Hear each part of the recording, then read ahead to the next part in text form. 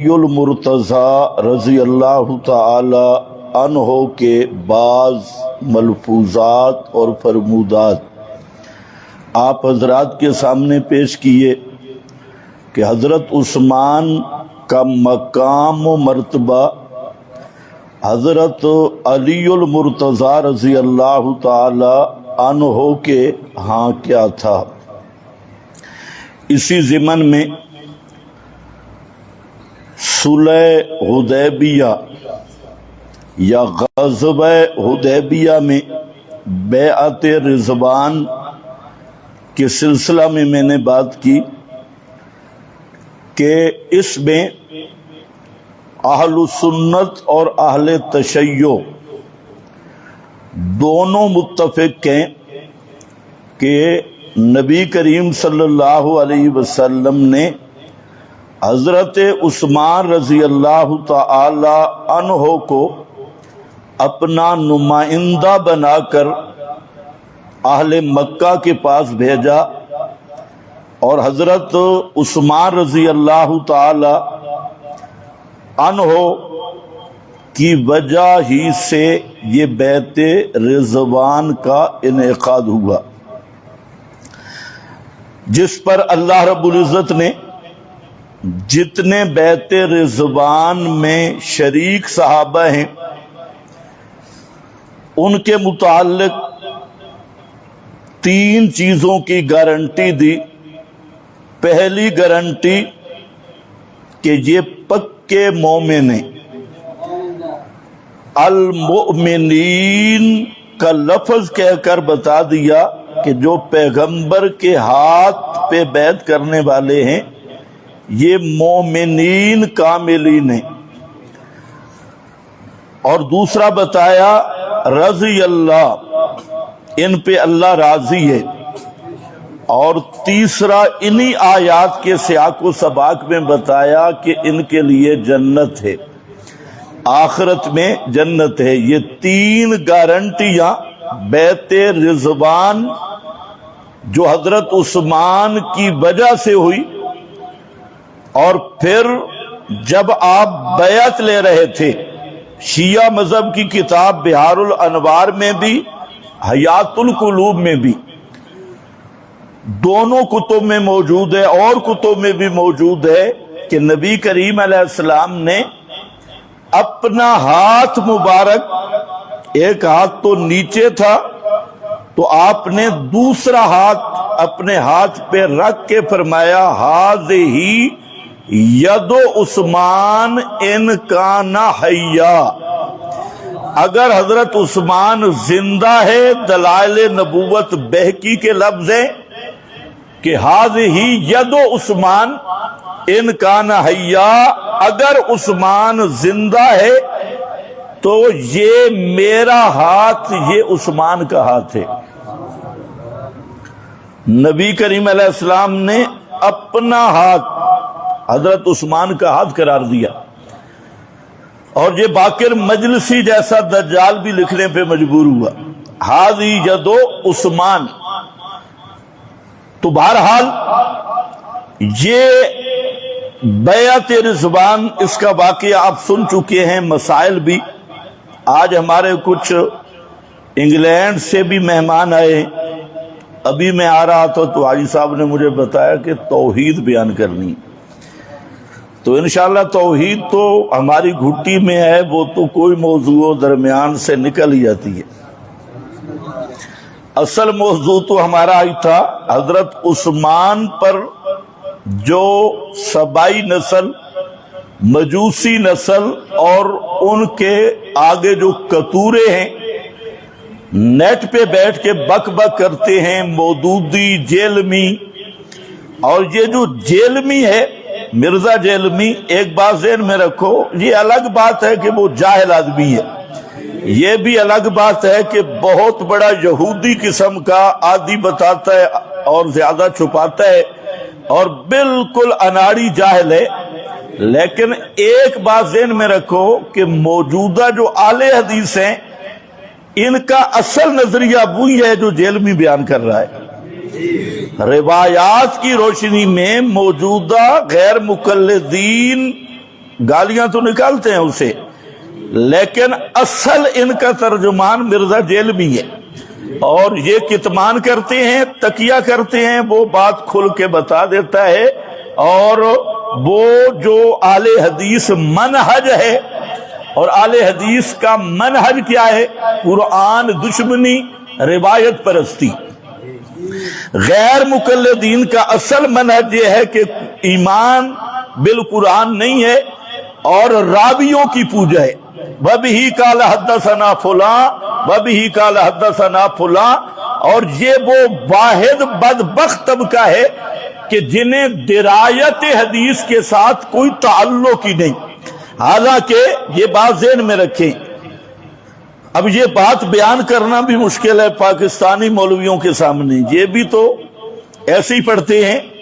تو کسی بھی حدیث کے لیے جو علم حدیث کا ماہر ہے وہ سمجھتا ہے کہ حدیث یا روایت کے لیے دو چیزیں ضروری ہوتی ہیں۔ ایک چیز اس کی سند صحیح ہو، سند میں کوئی راوی کذاب نہ ہو، شتام نہ ہو، بے ایمان نہ ہو، ثقہ عادل راوی ہو۔ پھر سند متصل ہو، درمیان میں انقطاع نہ ہو، پھر کوئی نسیان کا مریض راوی نہ ہو، صوفی نہ ہو۔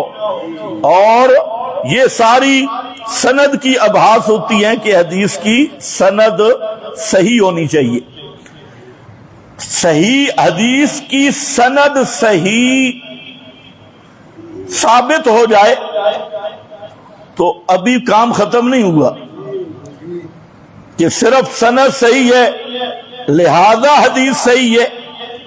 تو یہ پاکستانی ملا کی جہالت ہے کہ یہاں تک یہ سمجھے سند کی صحت کے بعد یہ دیکھنا ہوتا ہے کہ متن بھی صحیح ہے یا نہیں، درایت بھی صحیح ہے یا نہیں، کہیں اس کا متن قرآن کریم کے خلاف تو نہیں، کہیں اس کا متن عقل سلیم معقول اخلاقی تقاضوں کے خلاف تو نہیں، کہیں اس کا متن مشاہدہ کے خلاف تو نہیں، کہیں اس کا متن کسی متواتر روایت کے خلاف تو نہیں، کہیں اس کا متن کسی اسلامی اصول کے خلاف تو نہیں۔ تو اگر ایک روایت اس کی سند بالکل صحیح ہے، کھری سند ہے، اس میں سارے راوی ثقہ ہیں، سچے ہیں، سند متصل ہے، اور بخاری شریف میں موجود ہے، مسلم میں موجود ہے، تو اس کے بعد اس کی درایت، اگر وہ درایت کہتے ہیں، اس کا معنی مفہوم کیا بن رہا ہے، مطلب کیا بن رہا ہے، کیا یہ کسی آیت کے خلاف تو نہیں، اس کو دیکھا جاتا ہے۔ اور جو اجمی ملا ہیں، موجودہ زمانے کی بات کر رہا ہوں، اور خصوصاً غیر مقلدین، یہ ان کا منہج ہے کہ وہ سند پہ بھی پوری بات نہیں کرتے۔ سند کا بھی ان کا معیار یہی ہے کہ یہ بخاری کا راوی آ گیا، حالانکہ بخاری کے منہج کو بھی نہیں سمجھتے۔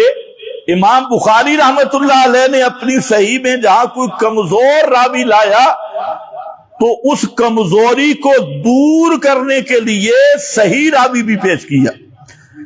اب وہی راوی دوسری کتب حدیث میں ہوتا ہے تو غیر مقلد یہی سمجھتے ہیں بس رجالہ رجال الصحیح اسناد صحیح۔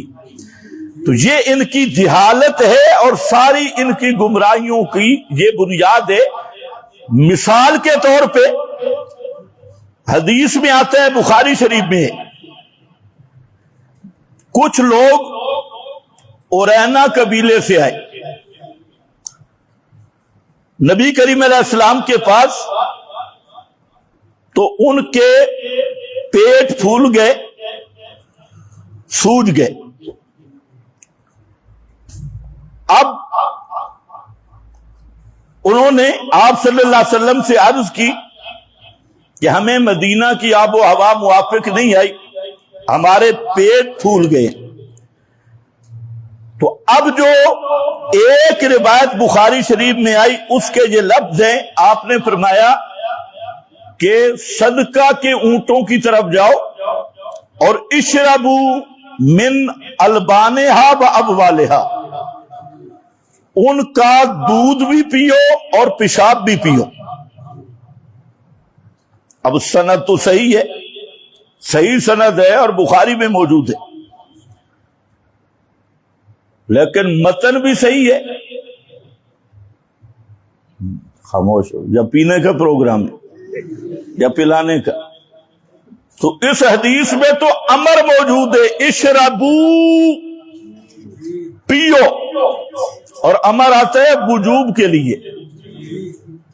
اور یہاں جو بخاری کی حدیث ہے اس میں نبی کریم علیہ السلام نے کوئی علت بیماری شماری نہیں بتائی، نہ مسلم میں، اور مطلق فرمایا اشربو من البانہا و ابوالہا، جاؤ اونٹنیوں کا دودھ بھی پیو، پیشاب بھی پیو۔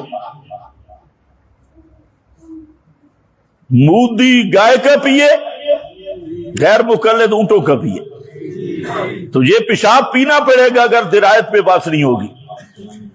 اب اسنادہ صحیح ہے، لیکن متن کیا ہے، درایت کیا ہے کہ واقعی اونٹوں کا پیشاب پینے کا آپ نے حکم دیا؟ کوئی طبع سلیم والا آدمی سوچے کہ یہ پیغمبر کے مزاج کے موافق بات ہے صحیح کہ آپ پیشاب پینے کا حکم دیں؟ اور اگر اونٹوں کا پیشاب تو پھر گائے کا بھی پینا چاہیے، پھر کھوتی نے کیا قصور کیا؟ اب تو ایک نیا محقق بھی آیا ہے ماشاءاللہ، وہ ساحر ادیم ہے کہ کیا، اس نے پورا کلپ، اور ایک کامران صاحب ہے، اس نے پورا کلپ دے دیا کہ گدھا حلال ہے، اور ساتھ کہتا ہے کہ لاہوری مجھے کومنٹ کرو کیونکہ لاہوری ہوٹلوں پہ گدھے پکتے ہیں، تو اس نے مستقل بات کی کہ گدھا حلال ہے۔ خیر یہ تو طالب الرحمان نے بھی دیگے پکا کے سامنے رکھی ہوئی تھی، جب وہ مناظرہ تھا اس نے ڈش سامنے رکھی ہوئی تھی۔ تو سمجھو بات جو میں سمجھانا چاہتا ہوں، من ابوالہا آیا۔ اب کوئی آدمی بھی جس کی فطرت سلیمہ ہے، عقل سلیم ہے، پیغمبر کے مزاج سے واقف ہے، آپ کی طہارت تزکیہ سے واقف ہے، آپ کے اقوال و ارشادات سے واقف صحیح مسلمان آدمی ہے، وہ آمدن کبھی نہیں کہہ سکتا کہ پیغمبر کریم نے فرمایا کہ پیشاب پیو۔ یہاں شاہ صاحب کے ساتھ ایک میرے پاس آیا، تو میں نے کہا پیے گا، حدیث پہ عمل کرے گا؟ تو چائے بھی نہیں پی، بھاگی ہے، خطرہ لگ گیا۔ میں نے کہا ادھر قریب ہے اونٹ شوٹ۔ شاہ سے مجھے بتا رہے تھے دکان پہ جب گیا تو کہتے مولوی کے سامنے نہیں پیا، اب آپ لائیں تو میں پی لوں، پیشاب پیوں۔ تو ان لوگوں کی یہ عادت ہے، تو مسئلہ سمجھیں، سند صحیح ہے، بخاری میں ہے، مسلم میں ہے، مسند احمد میں ہے، لیکن متن صحیح نہیں۔ متن کا یہ مطلب نہیں جو ظاہر حدیث سے لیا گیا کہ پیشاب پیو، نبی کریم علیہ السلام نے پیشاب پینے کا حکم دے، سوال ہی نہیں پیدا ہوتا۔ قرآن گواہ ہے، قرآن کہتا ہے یحرم علیکم الخبائث، کہ پیغمبر کی شان یہ ہے کہ ہر خبیث چیز کو پیغمبر کریم حرام بتلانے کے لیے آئے۔ یحرم، تو پیشاب بھی خبیث ہے، خبائث ہے، طیبات کو حلال کرتے ہیں، خبائث کی حرمت بتاتی ہے، طیبات کی حلت بتانا یہ پیغمبر کا منصب ہے، خبائث کی حرمت بتلانا یہ پیغمبر کا منصب ہے۔ اسی لیے امام اعظم امام ابو حنیفہ، ہم نے امام ابو حنیفہ کو ایسے نہیں امام مانا ہوا، امام ابو حنیفہ رحمت اللہ علیہ نے صاف کہہ دیا، اور بھی بڑے بڑے ائمہ نے، کہ اس حدیث کا یہ مطلب ہرگز نہیں کہ اونٹوں کا پیشاب پاک ہے اور پیو۔ کیونکہ قرآن کہہ رہا ہے خبائث کو آپ حرام بتلانے آئے. اب حدیث سند تو صحیح ہے. اب ایک طرز ہے رئیس المباحدین امام المفسرین حضرت مولانا حسین علی البانی رحمت اللہ علیہ کی. مولانا البانی رحمت اللہ علیہ کا درس قرآن کی ترتیب تو بڑی چلی، لیکن درس حدیث وہ اس طرح عام نہیں ہوا. اب انشاءاللہ وہ بھی عام ہوگا. حضرت کی طرز یہ ہے کہ ایک حدیث آئی، اس کے سارے طرق جمع کرو، سارے طرق. ہمارے جو دورہ حدیث کے طلباء ہیں وہ الحمدللہ اسی طرز پہ پڑھ رہے ہیں. سارے طرق جمع کرو. پھر جو ایک حدیث کا مضمون آیا اس مضمون پر ساری احادیث جمع کرو. جمع کر کے اب نتیجہ نکلے گا کہ راوی نے کہاں غلطی کی، کیونکہ یہ تو 250-300 سال بعد تک وہی قال حدثنا چلتا رہا. درمیان میں راوی سے بھول کہاں ہوئی، راوی سے غلطی کہاں ہوئی، اور اصل حدیث کیا ہے. یہ طرز ہے مولانا حسین علی صاحب رحمت اللہ تعالی علیہ کی. اس طرز پہ یہی حدیث بخاری ہی میں، اور امام بخاری رحمت اللہ علیہ دوسری سند سے پھر خود اس حدیث کو لائے. کئی مقام پہ، دوسرے مقام پہ خود لائے، جس میں یہ لفظ موجود ہیں کہ نبی کریم علیہ السلام نے انہیں اشربو، یہ لفظ نہیں ہے کہ آپ نے حکم دیا ہو کہ ان کے پیشاب پیو، یہ آپ نے نہیں فرمایا تھا، بلکہ ان کی اپنی طبیعت خبیث تھی. یہی بعد میں چرواہوں کو وہ قتل کر کے بھاگ بھی گئے تھے اونٹ لے کر. تو یہ جاسوس منافق تھے اور خبیث طبیعت تھی. تو یہ جب اونٹوں میں پہنچے تو پیشاب انہوں نے خود پیا، اور انہوں نے صرف آپ صلی اللہ علیہ وسلم سے دودھ مانگا تھا. جو دوسری روایت بخاری کی اس میں صرف دودھ مانگا تھا. تو آپ نے فرمایا جہاں اتنا دودھ نہیں ہے آپ صدقہ کے اونٹوں میں چلے جائیں، وہاں پر آپ کو دودھ مل جائے گا، وہاں ان کو چراؤ بھی صحیح اور دودھ بھی پیو. آپ نے پیشاب کا کوئی اس حدیث میں حکم نہیں دیا. اور پھر آگے وہ خود خبیث تھے، ان میں سے بعض نے پیشاب بھی پینا شروع کر دیا.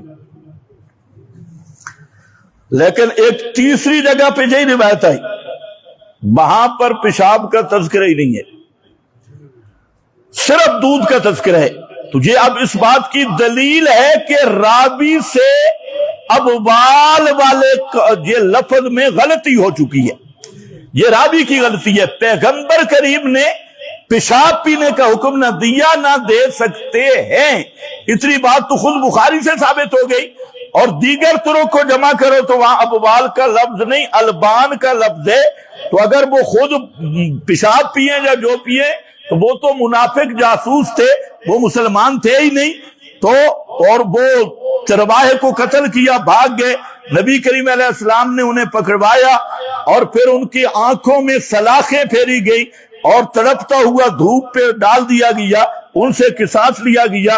تو وہ مرتدین ظاہری ارتداد والے لوگ تھے جو حقیقتاً اسلام پہ آئی نہیں تھے.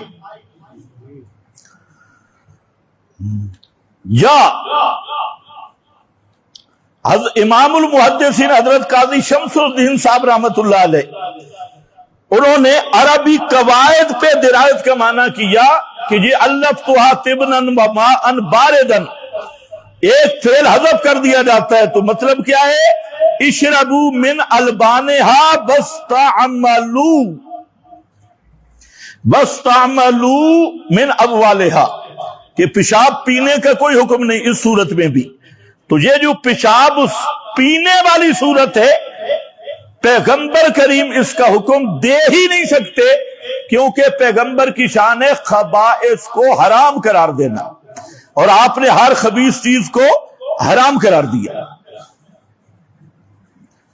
سند کے ساتھ متن بھی ضروری ہے. کیا سبق ہے؟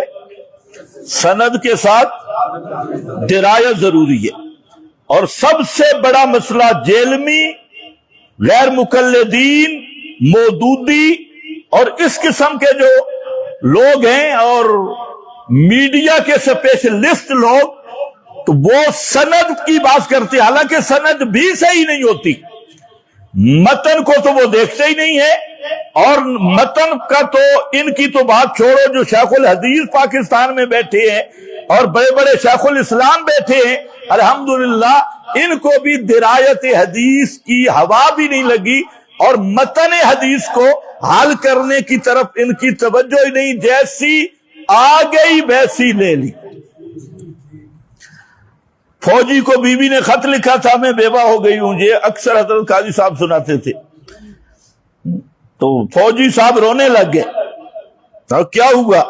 کیسے بیوی بیوہ ہو گئی؟ اس نے کہا بے وقوف تو زندہ ہے۔ اس نے کہا زندہ تو ہوں لیکن میری بیوی بڑی تہجد گزار ہے، جب سے میرے پاس آئی ہے آج تک میں نے اس سے جھوٹ نہیں سنا، بہت سچی ہے، تو نیک ہے، وہ کبھی جھوٹ نہیں بول سکتی، کوئی مسئلہ ہوا ہے، بیٹھا زندہ ہے، کوئی مسئلہ ہوا ہے، تو یہی حال ہے ان کا۔ تو میرا بھائی پہلے سند اور پھر کیا ہوتی ہے درایت، درایت کے اصول پہ بھی روایت صحیح اترے اور سند کے اصول پہ بھی صحیح اترے تو اس کو کیا کہتے ہیں؟ خبر واحد صحیح۔ کیا بولتے ہیں؟ خبر واحد صحیح۔ اس خبر واحد صحیح سے بھی عقیدہ ثابت نہیں ہوتا، احکام ثابت ہوں گے، احکام فروعات ثابت ہوں گے، اور جب اصول اور عقیدہ ثابت کرنا پڑے گا تو وہاں پر حدیث متواتر درکار ہوگی۔ حدیث متواتر کے بغیر عقیدہ نہیں ثابت ہوگا۔ تو یہ تمہید میں نے اس لیے رکھی، اگر ایک ہی چیز آپ پکی پکڑ لیں، اور یہ جو میں اصول بیان کر رہا ہوں یہ پوری اہل سنت کا اتفاقی اصول ہے، شافعی، مالکی، حنفی، حنبلی سب متفق ہیں کہ عقیدے کے باب میں خبر واحد صحیح وہ بھی کام نہیں آتی، حدیث صحیح ہو، بخاری مسلم کی ہو، سند بھی صحیح ہو، متن بھی صحیح ہو، تب بھی اس سے حکم ثابت ہوگا، عقیدہ ثابت نہیں ہو سکتا۔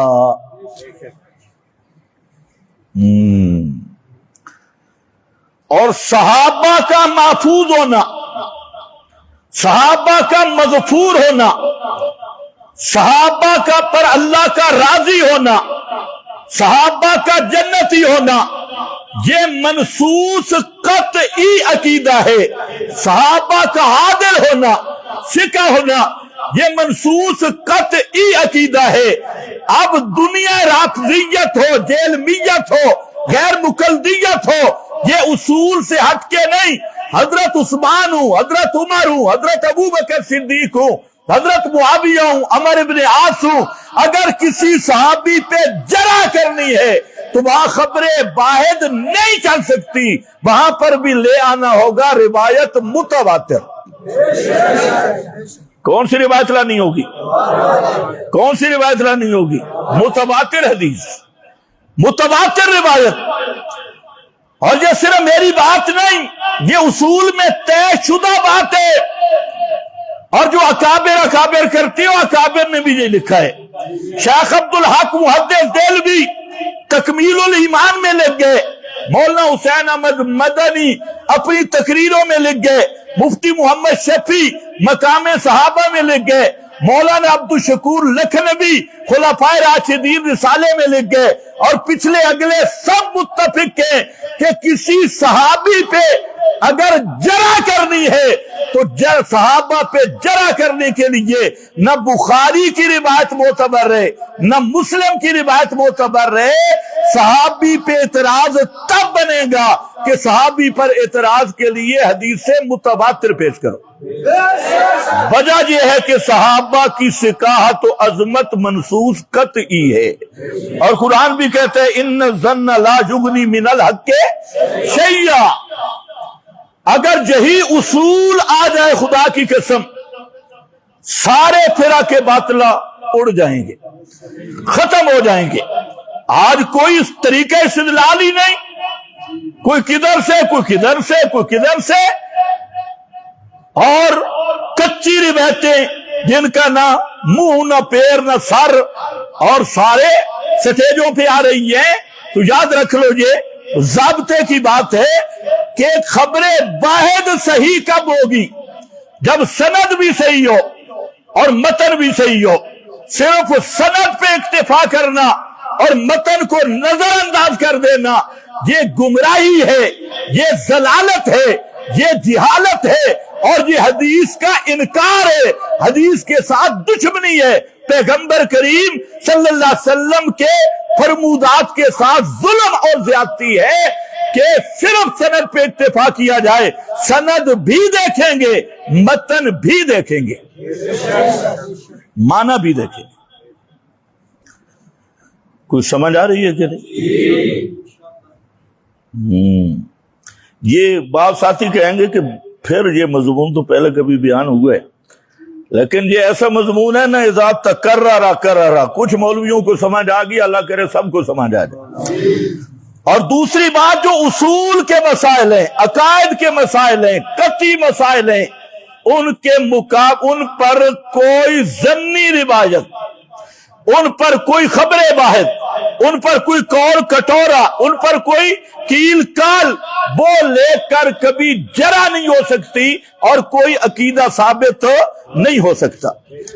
इस उसूल पर मिर्जा जेलमी और उसकी पूरी जुर्रियत, मौदूदी और उसकी पूरी जुर्रियत, इब्ने सबा की पूरी औलाद को बबांगे दौल हम चैलेंज करते हैं। सिर्फ एक रिवायत लाओ उसूल के मुताबिक जो हजरत उस्मान पे जरा बनती हो।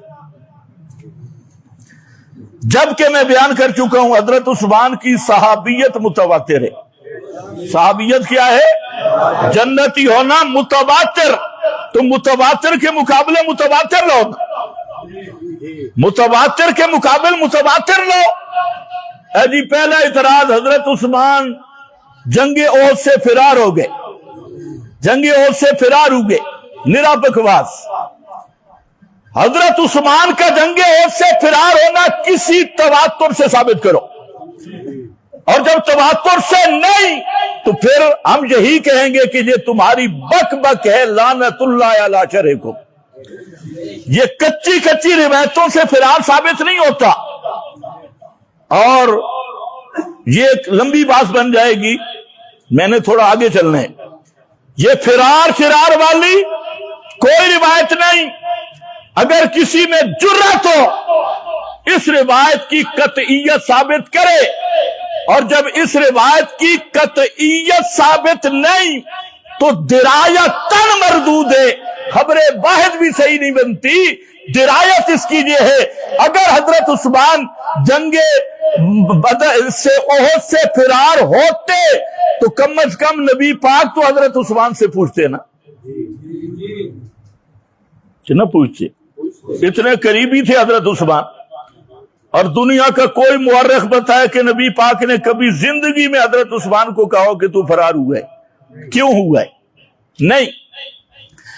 फिर हजरत उस्मान, दूसरी चीज, हजरत उस्मान के जो मुकाबिल सबाई टोला आया था, जो 40 दिन तक मुहासरा करके खड़ा रहा, दुनिया का कोई आदमी साबित करे कि उन्होंने हजरत उस्मान को ये ताना दिया हो। अगर हजरत उस्मान का फिरार होता तो दुश्मन माफ करते? बोलो। वो तो कहते तू वही नहीं है जो जंगे ओहद से फरार हुआ, तू वही नहीं। लेकिन दुनिया की कुतुब छान मारो, 40 दिन तक मुहासरा करते रहे, किसी एक सबाई यहूदी में जुर्रत नहीं हुई जिसने हजरत उस्मान पर यह तान किया हो कि तुम जंगे ओहद से फरार हो गए थे। मालूम होता है ये जंगे ओहद से फरार होने वाली ये कहानी और ये चबलपन ये किसी यहूदी नस्ल रावी की इजाद है। हजरत उस्मान इससे बिल्कुल पाक और बरी है। बुखारी में एक रिवायत है जो कूफा के कुछ आदमी पूछ रहे थे। कूफा, मैंने कहा कूफा वाले पूछ रहे थे तो हम समझ गए क्यों पूछ रहे थे। ये सारी स्टोरी बनाई कूफा वालों ने, ये कूफा की स्टील मिल से, और वहां जो उनका था दारुल अकाजीब, उसी का तोहफे।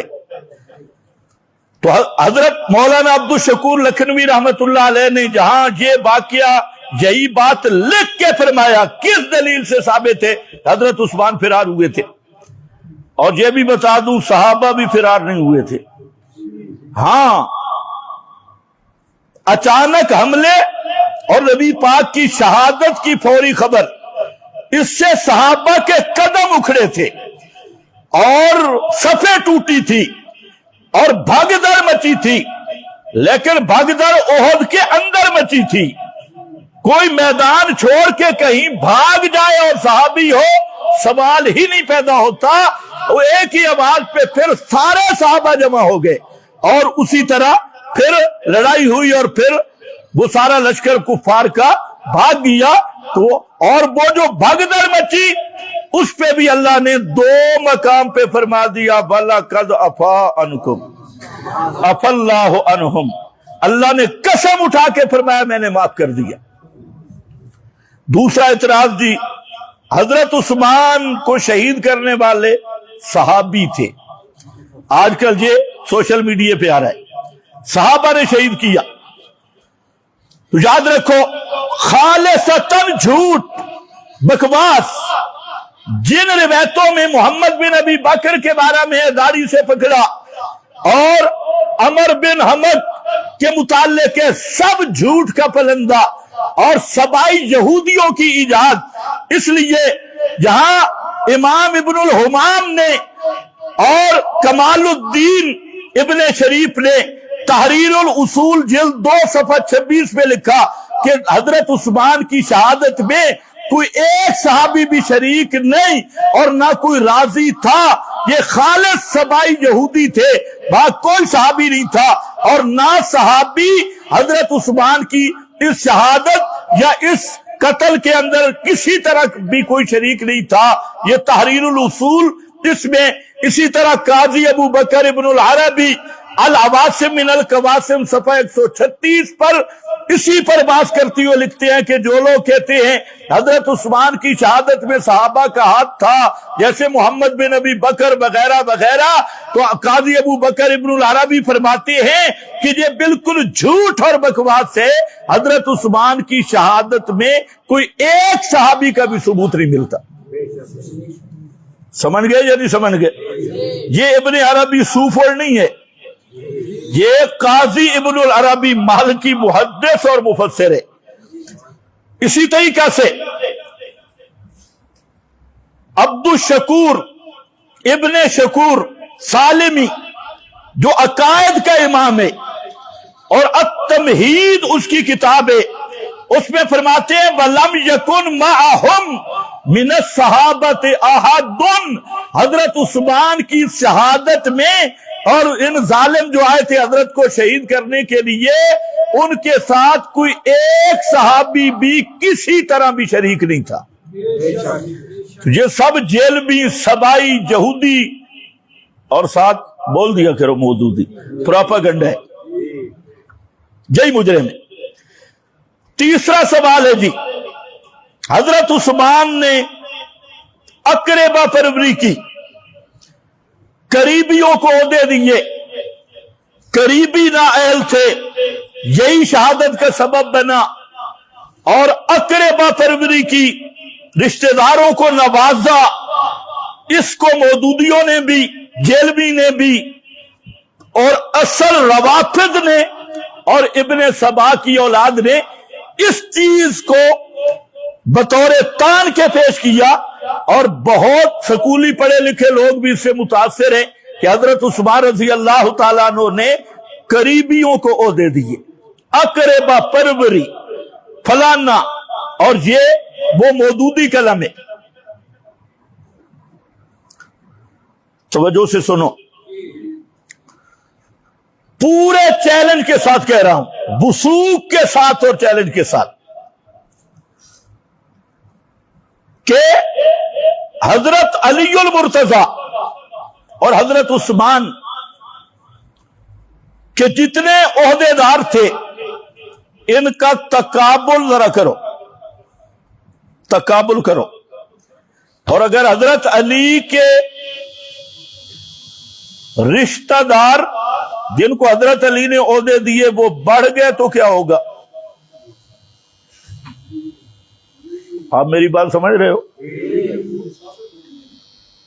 حضرت عثمان کی نسبت اگر حضرت علی رضی اللہ تعالیٰ عنہ کے دور خلافت میں رشتہ داروں کو زیادہ عہدے دیے گئے ہوئے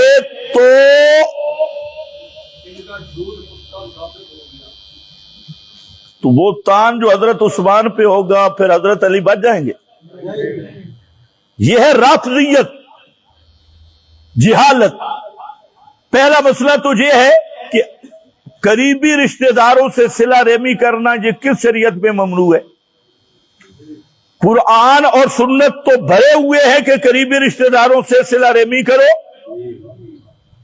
جہاں بھی بالوالدین احسان آیا ساتھ ذوی القربیٰ بھی ہے، تو قریبی رشتہ داروں کے ساتھ صلہ رحمی، پھر یہ اقربا پروری، یہ جو تم کہتے ہو، تو حضرت موسیٰ نے کیا دعا کی تھی کہ اللہ میرے بھائی ہارون کو نبوت دے۔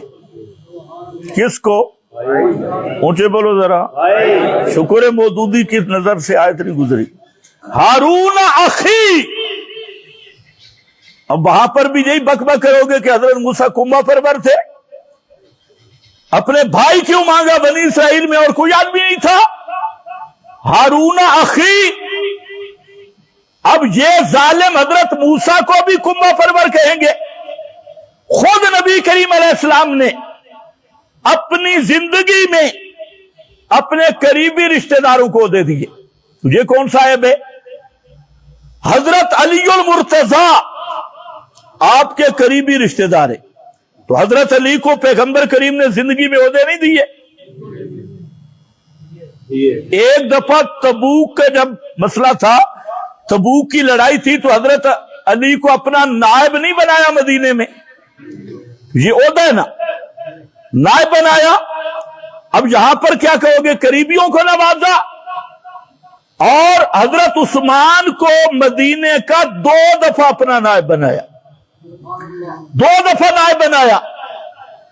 اور حضرت ابو سفیان کا مسلمان، یہ آپ کے قریبی رشتہ دار ہے، نسبن بھی سیرن بھی، پیغمبر کریم کے سسر ہیں ابو سفیان، اور ابو سفیان کو نجران کا والی بنایا، اور بہت سارے ان کو منصب اور عہدے عطا کیے۔ حضرت معاویہ آپ صلی اللہ علیہ وسلم کی زوجہ محترمہ کے بھائی ہیں، یہ بھی قریبی رشتہ ہے۔ حضرت معاویہ کو کتابت کا عہدہ دیا، اور خود نبی کریم علیہ السلام نے حضرت جعفر طیار جو پیغمبر کریم کے کزن حضرت علی کے بھائی ہیں، ان کو جنگ موتا میں لشکر کا امیر بنایا۔ یہ مودودیت کہاں نکلے گی؟ اور یہ قریبی رشتہ داروں کو عہدے دے دیے۔ تو قریبی رشتہ دار اگر اہل ہوں تو قریبی رشتہ داروں کو عہدے دینا یہ ناجائز ہے؟ پھر تب کا وہ اس نے اعتراض اٹھایا جن کے پورے مذہب میں امامتی باپ کے بعد بیٹے کو ملتی ہے، باپ کے بعد کس کو ملتی ہے؟ بیٹا۔ امامت کا پورا سسٹم ہی باپ کے بعد بڑا بیٹا، پھر بیٹا، اسی لیے کئی حزب اختلاف بھی بن گئے اور وہاں وہ رولا بھی بن گیا۔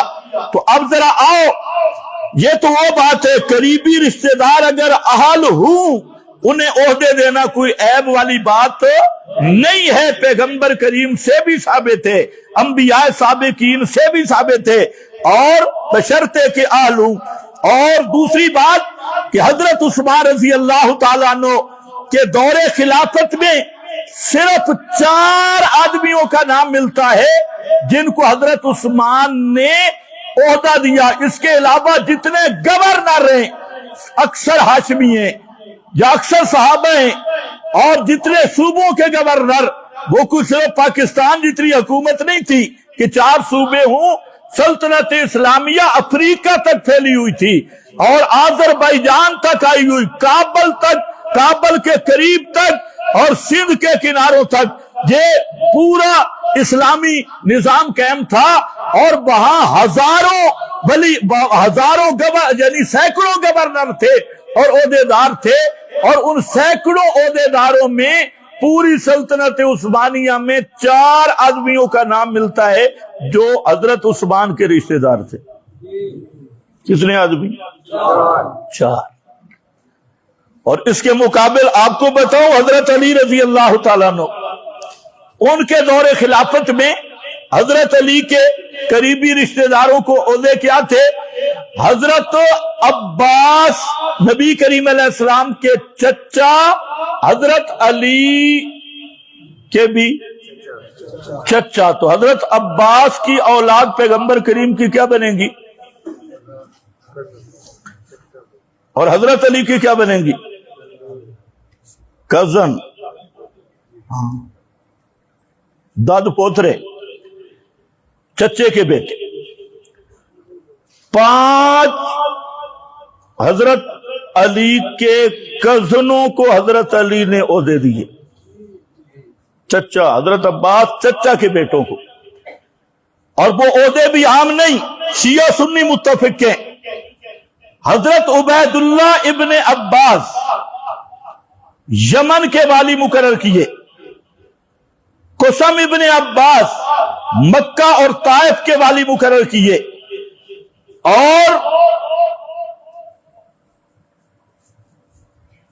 تمام یا سمامہ ابن عباس مدینہ منورہ کے والی، حضرت عبداللہ ابن عباس بصرہ کے والی، یہ سارے حضرت عباس کے بیٹے، کوئی مدینہ پر گورنر ہے، کوئی مکہ پہ بنایا، کوئی بصرہ پہ بنایا، اور اپنے متبنہ کو مصر کا گورنر بنایا، اور محمد بن ابی بکر جو حضرت علی کے متبنہ تھے، لے پالک تھے، حضرت اسماء کے بیٹے، تو ان کو مصر کا والی بنایا، اور ام ہانی جو کزن تھی، ان کے بیٹے جادہ بن حجیر، ان کو خراسان کا والی بنایا۔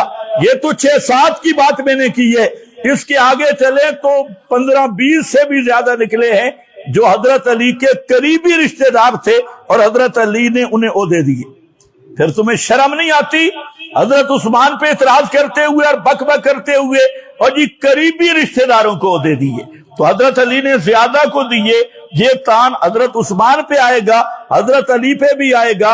ہمارا نظریہ یہ ہے کہ قریبی رشتہ دار اگر اہل ہوں تو ان کو عہدہ دینا کسی شریعت میں قطعاً مذموم نہیں بلکہ محمود ہے۔ حضرت علی نے بھی صحیح کیا، حضرت عثمان نے بھی صحیح کیا۔ جاہل جیل میں مودودی وغیرہ ہے، ان جاہلوں کو پتہ ہی نہیں، اور جی اقربا پروری کی، اس پر جیل میں چیلے اور خود ایک روایت پیش کرتی ہے، روایت الاستیام میں، کہ حضرت عبداللہ ابن عباس فرماتی ہے میں حضرت عمر کے ساتھ تھا، اور حضرت عمر پریشان تھے کہ میں اپنا جانشین کس کو بناؤں، تو میں نے کہا فَقُلْتُ عثمان کو بنا لو، تو حضرت عمر نے فرمایا فَوَاللَّهِ لَوْ فَعَلْتُ لَجَعَلَ بنی ابی موعید علی رکاب الناس یعملون، فرمایا کہ اگر میں نے عثمان کو اپنا جانشین بنا دیا تو یہ بنی ابو معید کو لوگوں کی گردنوں پہ علی رکاب الناس، لوگوں کی گردنوں پہ مسلط کر دیں گے، یعنی بنو امیہ، بنو ابو معید کو۔ اور جب یہ کیا تو یعملون، وہ جو بنو امیہ بنو معید ہیں یہ گناہ کریں گے، واللہ لو فعلت لفعل ولو فعل لقتلوہ، فرمایا اگر میں نے ایسا کیا تو عثمان اپنے قریبیوں کو عہدے دے دے گا اور صحابہ خلاف ہو جائیں گے اور اسے قتل کر دیں گے۔ یہ روایت یہ پیش کی جاتی، یہ الاستیام میں، لیکن ایسے کذابین نے، اس کا راوی کون ہے؟ ویسے تو 8-9 راوی ہے جو آگے پیچھے ہیں، اور دار و مدار کس پہ؟ محمد بن اسحاق پہ، اور یہ محمد بن اسحاق وہ کذاب شتام دجال راوی ہے، اور مدلس بھی ہے، بے دین بھی ہے، کذاب بھی ہے، 3 بیماریاں ہیں اس میں۔ ایک کذاب ہے، دوسرا بدعتی ہے، اور تیسرا مدلس ہے۔ اس کی روایت کو لے آیا حضرت عثمان کے خلاف۔ مزے کی بات یہ ہے، کہتے ہیں جی مولوی پورا بتاتے نہیں۔ میں نے کہا اوے انی دیا، تو پورا بتا نا پورا محمد بن اسحاق کا تعارف۔ اور یہی محمد بن اسحاق ابن ماجہ میں کھڑا ہے، کہتا ہے نبی پاک کی وفات ہوئی، تشاغلنا فی موتہ، تو ہم مشغول ہو گئے، اور دخل داجن، حضرت عثمان کی بکری آ گئی، قرآن کا کچھ حصہ کھا گئی۔ حضرت عثمان کی بکری ہے، اور محلے میں کسی کی بکری بھی نہیں تھی۔ قرآن کا کچھ، ایمان سے بتاؤ یہ سچ ہے؟ قرآن محفوظ ہے یا بکریاں کھا گئی ہے؟ ایسے راویوں کی روایتیں لاتے ہو۔ اور للڑ برادری سے بھی کہتا ہوں خوف خدا کرو، کیونکہ للڑ بھی ایک روایت لاتے ہیں، حضرت عیسیٰ آئیں گے، لئن قام علی قبرہ یقول یا محمد، اگر میری قبر پہ کھڑے ہوں گے اور کہیں گے یا محمد لأجیبنہ، میں جواب دوں گا۔ عیسیٰ علیہ السلام قبر پہ کہیں گے یا محمد لأجیبنہ، میں جواب دوں گا۔ پتہ لگا پیغمبر کریم قبر پہ سنتے ہیں۔ روایت کہاں ہے جی؟ مستدرک حاکم میں۔ راوی کون ہے؟ محمد بن اسحاق، یہی محمد بن اسحاق راوی ہے، کذاب دجال راوی، جس کو مولانا سرفراز نے 2 صفحے لکھے ہیں، دجال من الدجاجلہ، دجالوں میں سے دجال۔ میں نے کہا للڑو تمہاری قسمت، قرآن کو چھوڑ گئے، قرآن کو چھوڑ گئے۔ قرآن تو صاف کہتا ہے ما انتا بمسمع من فی القبور،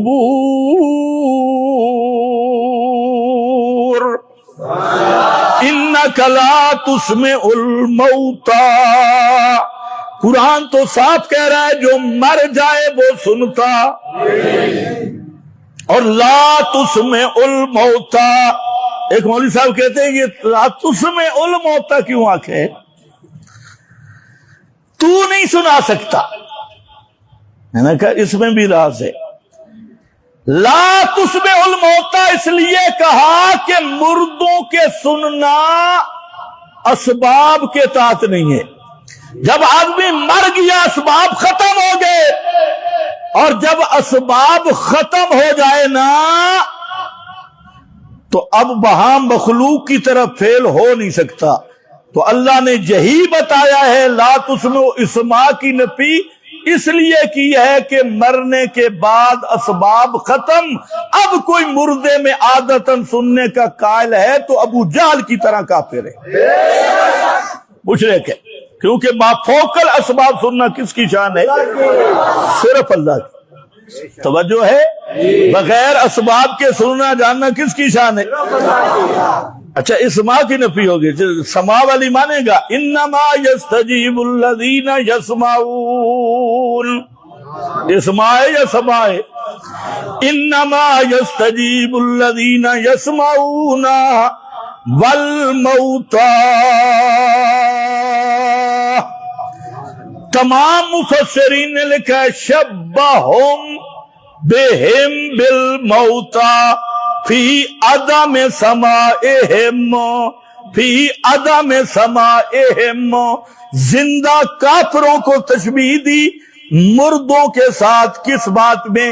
فی عدم سماعہم، جیسے مردے سنتے نہیں، زندہ کافروں کو بھی یوں گویا سمجھ کہ وہ مانتے نہیں تو گویا سنتے نہیں۔ تو مردوں میں عدم سماع حقیقی ہے، اور جہاں اسماع سماع بھی نہیں، ان تدعوہم، اگر تم ان کو پکارو، لا یسمعوا، پڑھو لا یسمعوا، وہ تمہاری پکارے نہیں سنتے۔ اسماع کی نفی ہے، لا یسمعوا دعاءکم، وہ تمہاری پکارے نہیں سنتے۔ وَهُمْ عَنْ دُعَائِهِمْ غَافِلُونَ۔ دجال کی روایت مان لی، واہ لڑو تمہاری قسمت۔ اردو محمد بن مروان من صلی اللہ علیہ خبری۔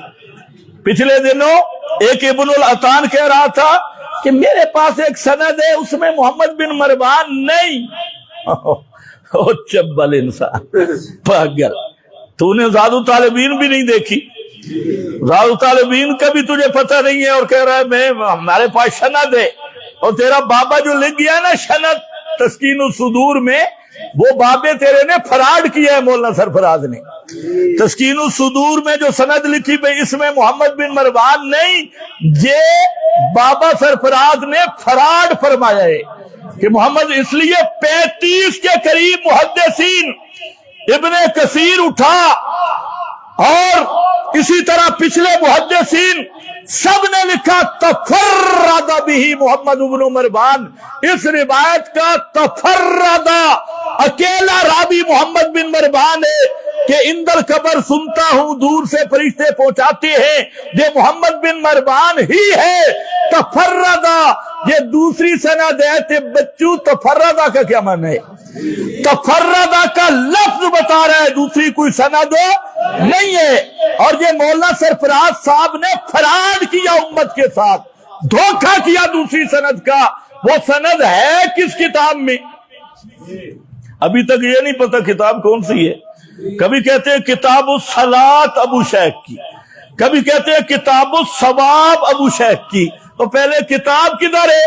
کہتے ہیں کتاب گم ہو گئی، اصل کتاب ہے ہی کوئی نہ، مارکے کا قرآن امام لے گیا، لڑوں کی کتاب بھی کوئی امام لے گیا، کیا پتہ اس امام کے ساتھ وہ کتاب بھی ہو۔ کتاب اصل ملتی جلتی کوئی نہیں۔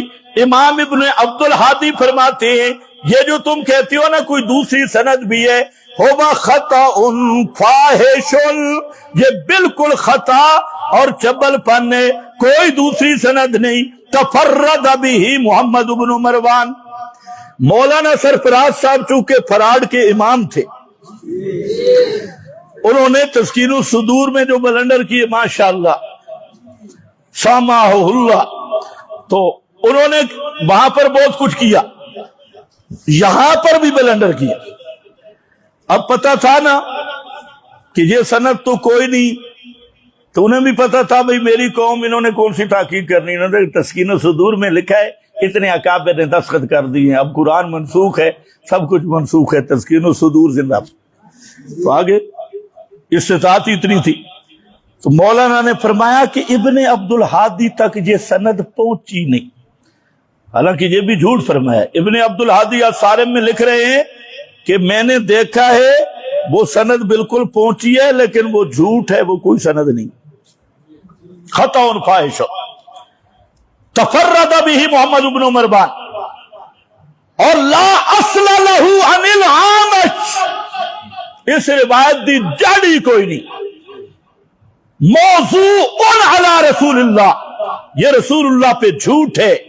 واہ لڑو زندہ باد، واہ تمہاری قسمت۔ ایک تم نے لے لیا محمد بن اسحاق، لیکن محمد بن اسحاق کے ساتھ بھی غداری کی۔ یہی محمد بن اسحاق خلف الامام کے مسئلہ میں آیا تو مولانا سرفراز نے رگڑا لگا دیا یہ دجال ہے، یہ کذاب ہے، اس کی روایت قابل قبول نہیں۔ اور وہی سما کے مسئلہ میں آیا تو سینے سے لگا لیا، سینے سے، اور وہاں نام نہیں لیا محمد بن اسحاق کا۔ اس نے سمجھا کس نے سند دیکھنی ہے، بھائی محمد بن اسحاق کسی سے چھپ سکتا ہے؟ یہ وہی بزرگ ہے، امام مالک کہتے ہیں کعبہ کا غلاف پکڑ کے اشہد انہ دجال من الدجاجلہ، میں کعبے کا غلاف پکڑ کے کہتا ہوں یہ دجالوں میں سے بڑا دجال تھا۔ اور دوسرا کون ہے؟ محمد بن مروان۔ بولو بولو کون ہے؟ محمد بن مروان۔ یہ اصول کافی کا راوی ہے اور پکا شتام لعین لعنتی راوی۔ مولانا عبدالستار توسوی صاحب وہ اسماعیل شیعہ کے ساتھ مناظرے میں پھنس گیا، لکھا ہوا ہے مناظرہ میرے پاس تاریخ شدہ موجود ہے۔ जब शिया ने रिवायत पेश की तो मौलाना अब्दुल सत्तार तोसवी, हालांकि जिंदगी में सर पे मशीन फेरते थे और तिलकन वाला सर था और सर पे कुरान रख के कहते थे मुर्दे सुनते। तो अब्दुल सत्तार तोसवी वहां जब शिये ने बलाका चाड़ा, फंसा, कहते हैं इसमें राबी मोहम्मद बिन मरवान है, ये सिलसिलातुल कज़ब की कड़ी है, ये सबसे बड़ा झूठा राबी है मोहम्मद बिन मरवान, इसकी रिवायत काबिले कबूल नहीं।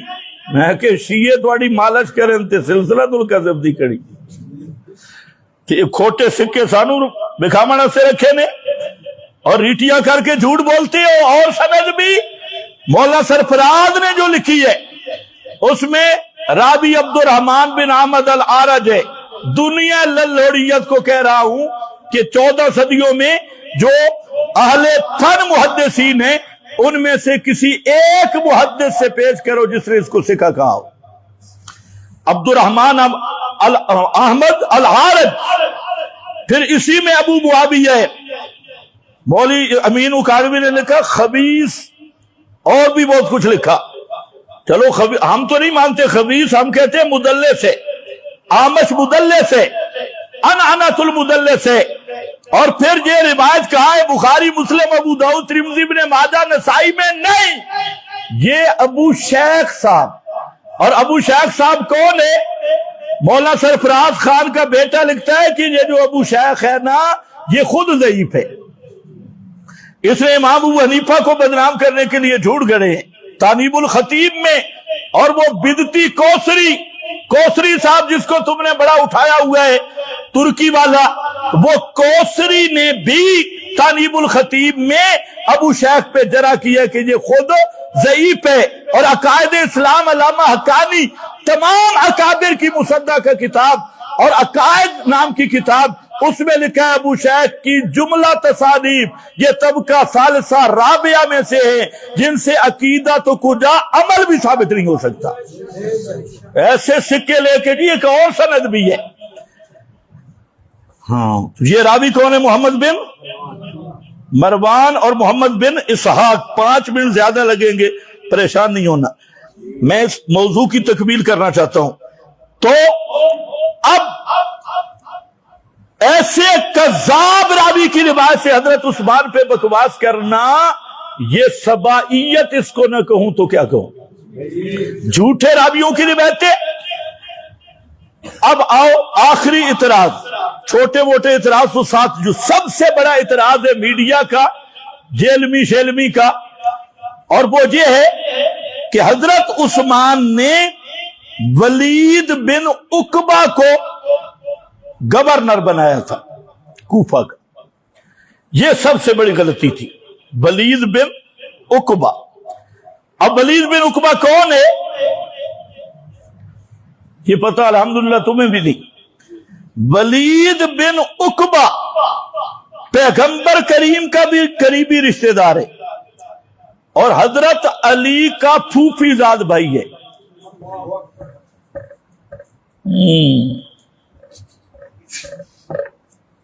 फूफीजाद भाई, और वलीद की मां हाशमी है। वलीद बिन उकबा की मां हाशमी, हजरत उस्मान की मां और वलीद बिन उकबा की मां एक है और वो हाशमी है। समझ गए कि नहीं? पैगंबर करीम की करीबी रिश्तेदार, बिल्कुल करीबी रिश्तेदार है। ये एक लंबा मौजू बन जाएगा, टाइम खत्म हो गया। तो हजरत अली के फुफेर लगते हैं, फूफी के बेटे, तो नबी पाक के भी क्या बनेंगे? तो अब कौन छुपाता है? कहते मौलवी पूरी बात नहीं बयान करते हो, बेईमान चूहे, पूरी बात तू नहीं बयान करता। कहते हजरत उस्मान का रिश्तेदार था, ये कभी लोगों को बताया? हजरत अली के फूफी का बेटा है, पैगंबर करीम का रिश्तेदार है, और छठा दादा एक ही है, मां पीछे नानी भी एक है, दादा भी एक है, अली के भी रिश्तेदार और पैगंबर करीम के भी करीबी रिश्तेदार। और जेल में चूहे क्या कहते हैं? जी वलीद बिन उकबा हजरत उस्मान के रिश्तेदार थे। पली तो इतने तो यहूदी भी हक नहीं छुपाते। الٹا چور کو توال کو ڈانٹے، کہتے ہیں مولوی پوری بات نہیں کرتے، مرزا صاحب پوری بات کرتا ہے، یہ پوری ہے، پوری کرنا پتہ لگے۔ تو یہ حضرت تو علی کا پھوپھیر ہے، بولو پٹھان اپنی بولی بول لو، خیر ہے، پھوپھی کا بیٹا ہے۔ اچھا جی، اس میں مسئلہ کیا تھا؟ اچھا یہ بھی بالکل بے ایمانی کرتے، ولید بن عقبہ یہ بڑا جرنیل صحابی ہے، جرنیل ہے، اور اس نے عیسائیوں کے کئی قلعوں پہ اسلام کا جھنڈا گاڑا ہے اور کئی جہادوں میں امیر رہا ہے، اور یہ خود حضرت معاویہ نے عیسائیت کو ناکوں چنے چبوائے، اور حضرت معاویہ کے ساتھیوں نے، یہی وجہ ہے کہ آج تک یہود و نصارہ کی نسل حضرت معاویہ پر بھی بھونک رہی ہے اور ان کے ساتھیوں پہ بھی بھونک رہی ہے، اصل وجہ یہی تھی۔ تو ولید بن عقبہ پر کیا ہے جی؟ اب جہاں ایک بات سمجھو، اکثر پڑھے لکھے لوگ اس میں دھوکے میں آ جاتے ہیں، کہتے ہیں ایک مسئلہ یہ ہے کہ ولید بن عقبہ کے بارے میں آیت نازل ہوئی ہے، تفسیروں میں موجود ہے، مودودی کو بھی یہ دھوکہ لگا، اوروں کو بھی یہ دھوکہ لگا، اور آیت کیا ہے؟ ان جاءکم فاسق بنبأ فتبینوا، کہ اگر تمہارے پاس کوئی فاسق خبر لائے تو اس کی تحقیق کرو۔ اب اس کا پس منظر بیان کیا جاتا ہے کہ نبی کریم علیہ السلام نے ولید بن عقبہ کو بنی المستلق سے صدقات وصول کرنے کے لیے بھیجا، اور وہ لوگ استقبال کے لیے نکلے۔ ولید بن عقبہ کی اسلام سے پہلے ان کے ساتھ دشمنی تھی، اس نے سمجھا کہ یہ مجھے مارنے کے لیے نکلے ہیں، تو ولید بن عقبہ وہاں سے واپس ہوا اور نبی کریم علیہ السلام کو بتا دیا کہ یہ لوگ اسلام سے پھر گئے ہیں اور زکوٰۃ دینے سے انکار کر دیا فلاں فلاں۔ تو اس موقع پھر حضرت خالد بن ولید کو آپ نے بھیجا اور فرمایا ذرا تحقیق بھی کرنا، اور وغیرہ وغیرہ، ایک لمبی کہانی جہاں پر مفسرین نے بھی لکھی ہے۔ تو اس پر یہ آیت نازل ہوئی، ان جاءکم فاسقم بنبأ، اور پھر اعتراض یہ بنایا کہ ولید بن عقبہ کو قرآن کی نسکتی میں معاذ اللہ فاسق کہا گیا، تو حضرت عثمان نے اسے عہدہ دیا۔ تو یہ حضرت عثمان پہ بڑا اعتراض ہے۔ تمہارا چونکہ یہ ذوق والا موضوع نہیں ہے، میں بھی سمجھتا ہوں، لیکن خیر ہے، کچھ کبھی کبھی بے ذوقی باتیں بھی سن لیا کرو، کسی اور کا پیسہ ہو جائے گا۔ یہ آیت پیش کی جاتی ہے، تو یاد کر لو، اچھی طرح یاد کر لو، خوب یاد کر لو۔ تفسیری روایات میں بھی بات وہی ہوتی ہے، یہاں پر بھی شعیب ارناؤت نے کہہ دیا سندہ حسن، سند صحیح ہے، حسن ہے، یہی رب تھوڑے اور گمراہی کا سبب ہے۔ یہ غیر مقلدین کی جو تحقیق ہے نا، اسناد صحیح، اسناد صحیح، زبیر علی زئی، شعیب ارناؤت، البانی، پوری امت کو گمراہی کا سب سے بڑا گٹر ان چند محققین کی تحقیق ہے۔ یہ سند صحیح ہے، ٹھیکیدار بن کے بیٹھے۔ اب ذرا میں آپ سے پوچھتا ہوں درایتاً، میں نے کہا سند بھی دیکھی جاتی ہے اور درایت بھی دیکھی جاتی ہے۔ دو باتیں عرض کرتا ہوں، ایک یہ کہ ابو داؤد میں حدیث ہے، مسند احمد میں ہے، جس کا خلاصہ یہ ہے کہ ولید بن عقبہ فتح مکہ کے موقع پر یہ ان چھوٹے بچوں میں تھا جن کے سر پہ نبی پاک نے ہاتھ پھیرا تھا، اور ان کے سر پہ ہاتھ اس لیے نہیں پھیرا تھا کہ خلوب، وہ جو خاص جرم والی خوشبو ہوتی ہے، ان کے سر پہ لگی ہوئی تھی، تو آپ خلوب سے بچنے کے لیے ان کے سر پہ ہاتھ نہیں پھیرا تھا۔ فتح مکہ کب ہوا؟ 8 ہجری۔ فتح مکہ والے دن تو یہ بچہ تھا، تو زکوٰۃ وصول کرنے آپ نے کب بھیجا تھا؟ تمہیں سمجھ کچھ بھی نہیں ہے، یہ زکوٰۃ وصول کرنے کب گیا تھا؟ दिरायत बताती है, सनदु हसन नहीं। ये अबू दाऊद पढ़ रहा हूं, मुस्नद अहमद पढ़ रहा हूं। फतेह मक्का पर ये वो बच्चा था वलीद बिन उकबा जो बच्चों के सर पे हाथ फेरा गया। 8 हिजरी को। तो बाद में आप कितनी देर तक जिंदा रहे? अच्छा, 2 सालों में जवान भी होगी और ज़कात उगाड़ने भी पहुंच गई। क्या ख्याल है आपका? ठीक है ना? करामत है। आमिल भी बन गया। शर्म करनी चाहिए। अरे फलाना भी लिख गया, फलाना भी लिख गया। अरे फौजी दा खत नहीं, ये मैदान तहकीक है। ये कोई कील काल जहां नहीं चलती, जहां सहाबा का मामला है। और सहाबा के मामला में बुखारी मुस्लिम नहीं चल सकती, तेरिया रिवायता किथू चल से नो।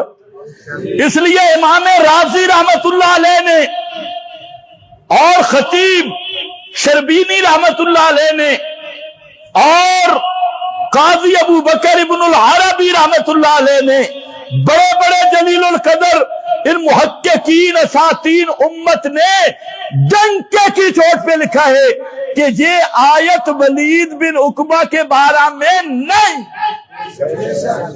झूठ बोलते हो।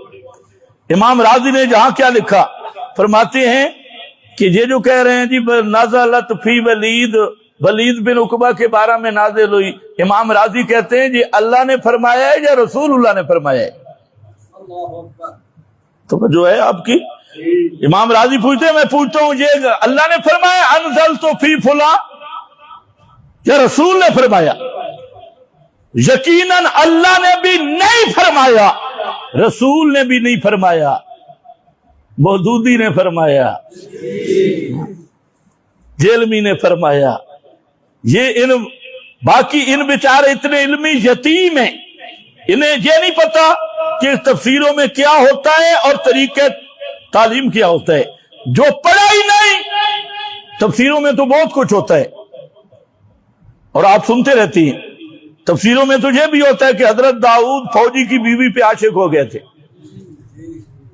तफसीरें बड़ी पड़ी है, पैगंबर की इस्मत, और फिर उस फौजी को मरा डाला जनरल को और खुद शादी कर ली। तफसीरों में तो यह भी लिखा है, हजरत यूसुफ जलीखा का जो वाकया अजीब लिखा है और सारा वो बयान करने के काबिल भी नहीं। जई तो वो तारिक जमील सानाहुल्ला, उसको गलती लगी कि वो तफसीरी रिवायात हजरत यूसुफ की तौहीन की, वो गधे वाला वाकया जो पेश किया वो काबिल बयान ही नहीं। तो ये ऐसे जाहिल लोग हैं, इसीलिए इन जाहिलों को पता ही नहीं किया दलील क्या होती है, माखद क्या होता है। बस जी फलानी तफसीर में लिखा है, फलानी चीज में लिखा है, और फिर ये नहीं देखा कि कुरान क्या कह रहा है। या इन जाकुम फासिकुम बिनबइन, अगर कोई उलमा हो तो वो खुदा के लिए तवज्जो कर ले। इन जाकुम फासिकुन, ये फासिकुन नकिरा है या मारफ है? मौलवी हो तुम तो बोलो। फासिकुन नकिरा है, अल फासिक नहीं। इन जाकुम फासिकुन, अगर अल फासिक होता तो फिर भी कुछ ना कुछ बात बन जाती। या फासिकुन और नकिरा सियाक के शर्त में बाकी है। इन जाकुम सियाक के शर्त में नकिरा आया, लिहाजा इस नकिरे की इस तामीम को वलीद बिन उकबा पर फिट करना ही तारीफ है। वलीद बिन उकबा इससे मुराद हो ही नहीं सकते। तवज्जो है? हाँ, इमाम राजी ने अजीब बात लिखी। इमाम राजी फरमाते अगर बिल फर्ज ये वाकया मान ले तब भी वलीद बिन उकबा मुराद नहीं हो सकते। क्यों? कि ये आयत इतना कह सकते हैं कि उसी वक्त नाजिल हुई, उसी वक्त नाजिल हुई। ये अगर कोई कहे तो इससे कैसे लाजिम आया कि वलीद बिन उकबा फासिक से मुराद वो है? यहां तो ज़ाब्ता कुल्ली बयान हुआ है। तो वलीद बिन उकबा को फासिक अल्लाह ने भी नहीं फरमाया, पैगंबर ने भी नहीं फरमाया, कुरान में भी नहीं आया। पैगंबर اللہ رسول دونوں فرماتے ہیں کہ نبی کے سارے صحابہ جنتی ہیں۔ اور قرآن نہیں پڑھا کرا الیکم الکفر والفسوق والعصیان، یہ بھی اسی صورت میں آدھی آدھی دیکھتے۔ تو یہ وہ بات تھی جی ولید بن عقبہ اس آیت کا مصداق، اس آیت کا مصداق مودودی ہے، صبا ہے۔ اور یہ جتنے فساق ان جاءکم فاسقٌ بنبأ فتبینوا، اگر کوئی فاسق رافضی یا رافضی نما کوئی روایت پیش کرتا ہے جس پہ کسی صحابی پر جرح ہو، فتبینوا، اس کو تحقیق کرو، بغیر تحقیق کے نہیں۔ پتہ چلا ان فاسقین نے حضرت عثمان پہ جو اعتراض کیے ہم اس کی تحقیق کر رہے ہیں، اسی کا نام ہے فتبینوا۔ پھر جی ولید بن عقبہ نے شراب پی تھی، حضرت عثمان نے حد لگائی تھی، جیلمی کو آتی ہیں 4 روایتیں، جدھر پھرو چوہے کو 2 ہریڑے مل گئی، پنسار سٹور، جرنل پنسار سٹور، اوپر بورڈ لگا لیا۔ ولید بخاری مسلم میں ہے، انٹرنیشنل نمبری کے مطابق فلاں، انٹرنیشنل کے بچے کبھی بخاری مسلم دیکھی بھی ہے؟ بعید الزمان جب زبیر علی زئی کا ترجمہ دیکھتا ہے، اٹھا ذرا بخاری مسلم میں کیا ہے، تو یاد رکھ لو ولید ابن عقبہ پر کوفیوں نے الزام لگایا تھا شراب پینے کا۔ کیا کیا تھا؟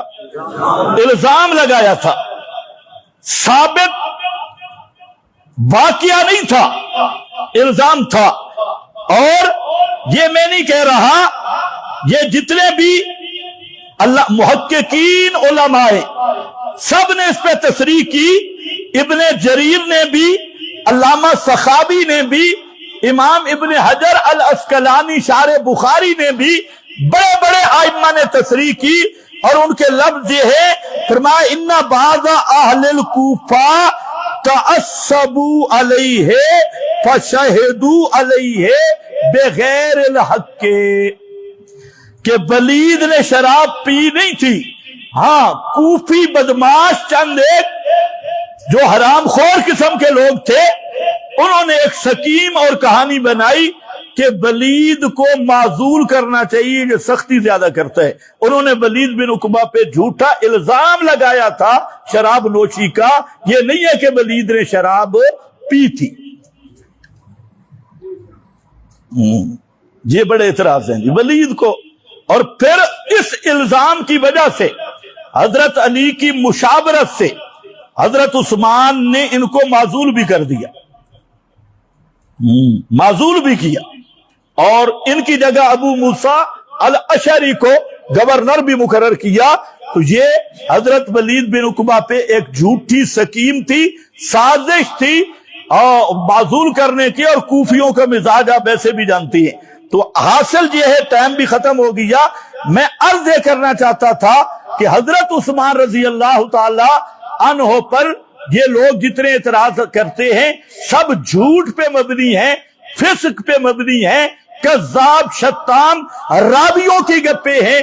اور اصول یہ ہے، جب حضرت عثمان کی صحبت تواتراً ثابت ہے، ان کا جنتی ہونا متواتر ثابت ہے، تو اب دنیا کا کوئی رافضی مودودی جیلوی، کوئی دنیا کا ایسا شیطان وہ آئے میدان میں اور تواتر کے مقابل تواتر پیش کرے، کہانیاں نہ سنائے، گپے نہ سنائے، ورنہ ہمارا تو اس پہ ایمان ہے، اولئک هم الراشدون، اولئک هم الصادقون، اولئک حزب اللہ، اولئک هم المؤمنون حقا ان آمنوا بمثل ما آمنتم به فقد اهتدوا آمنوا كما آمن الناس۔